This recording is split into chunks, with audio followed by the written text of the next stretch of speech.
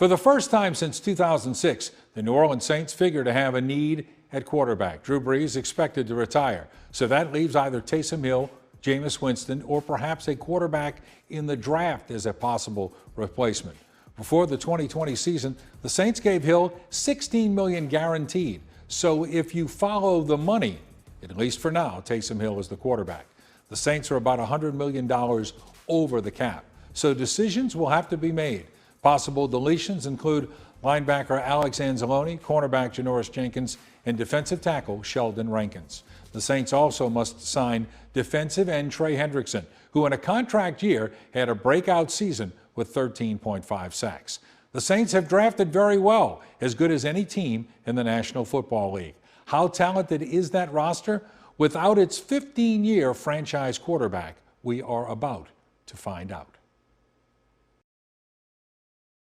One thing we have found out is then when Drew Brees didn't play, the Saints still won somehow. This is the one organization that seems to be able to just – Sean Payton's such a good coach. But, yeah, what do you do? Do you draft a quarterback? Do you stick with one of these guys? Do you jump into this market where there are some quarterbacks now that like a Deshaun Watson? What do they do? It all goes back to something JP said about the Bears when you have that window of opportunity. Do you feel like that window is open like in Indianapolis, that all you need is that magic piece at quarterback? I think they go out and draft somebody, but I think they go with one of those two, with Hill or Jameis. The thing about Taysom Hill is I look at it like this. I love pancakes.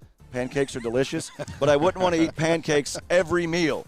So Hill's great to come in there, the change of pace guy. He's going to run it. He's going to do some trick plays.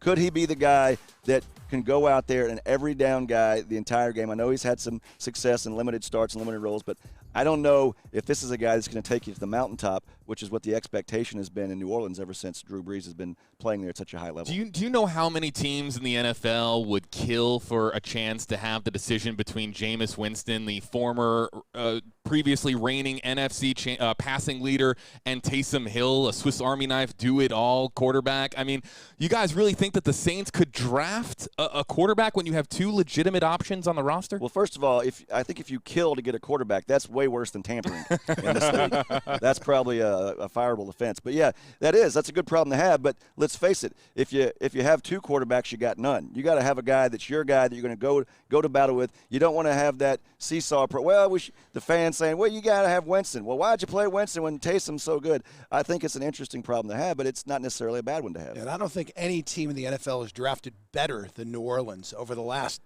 5 years. Jarrett, what do you think? What do they do? Do they stay in-house or do they look around?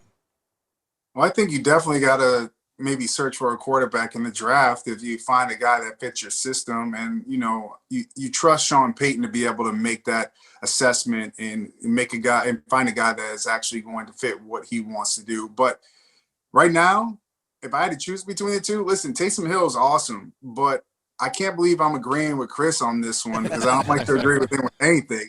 But yeah, I just don't know if that is the right solution for an every down quarterback. To me, I would definitely, when Brees went out, I thought it was a smart decision to put Jameis Winston in. That was my thought process, and keep Taysom Hill doing the things that he's been able to do.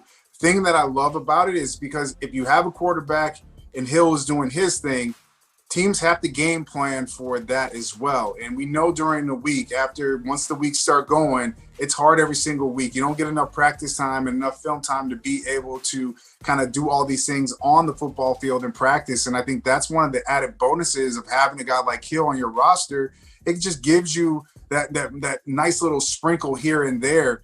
Winston would probably be my day one starter. Taysom Hill would be able to do what he's been doing. And when we need him to come in, if there's something that happens, then he can come in and take over the quarterback position. But then also having a quarterback that you drafted to be able to be around in that system and learn for a little bit, I think that would be so smart of the Saints and Sean Payton. Yeah, I love Hill in his current role. I'm not sure I love him as the guy, but Jameis Winston he signed with the Saints knowing he probably wouldn't play much, and it was a year to kind of learn under Drew Brees after he had thrown 30 touchdowns and thrown 30 interceptions. We know he's wildly talented, but how much do you think this year of tutelage will help him, Jarrett?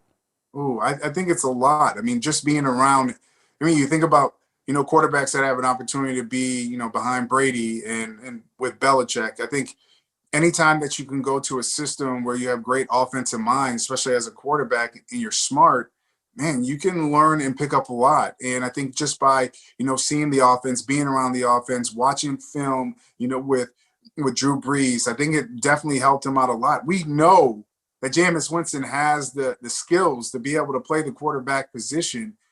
It's about learning from those mistakes that he made, his last year in Tampa, and can he fix, not turning the ball over. If he can do that and have some playmakers, which they do have on that Saints roster, you need to probably add another wide receiver to the mix to be able to truly be elite. But yeah, I would take it that it was a nice a year to be able to learn from some guys that really truly know the game of football. And that's hard for JP to do there. Talk nice about a Florida State guy out of you. So he means it. Guys, my last thought for the day, I'm going to leave you with this. Malcolm Butler.